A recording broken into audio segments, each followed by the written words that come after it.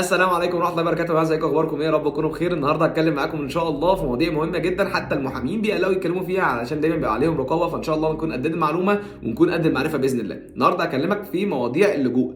ايه الورق اللي انت محتاجه عشان تقدر تطلع بيه لجوء ان شاء الله؟ لو انت موجود في امريكا معايا هنا او في بلدك وبتسمع الفيديو ده، فانت محتاج الورق ده يكون معاك وانت جاي. ولو انت جيت اوريدي محتاج انك تجيبه من بلدك عن طريق دي اتش ال وتعمله ترجمه انجليزي. في منهم بيبقى معتمد وفي منهم مش معتمد. النهارده ان شاء الله هقول لك بالظبط الورق ده هو ايه، وهقول لك الريشيو بتاعت القبول والرفض دلوقتي عامله ازاي، وهقول لك على كل حاجه الاسعار، وهقول لك عن اذا كنت محتاج انت اصلا تعمل قضيه ولا لا.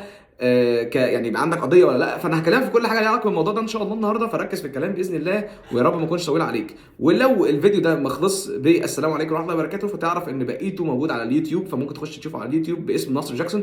ويلا نبتدي ان شاء الله. بص يا سيدي، الورق اللي انت محتاجه باذن الله انا كاتب شويه منهم كتير جدا علشان ما اوقعش اي حاجه منها، لان دي حاجه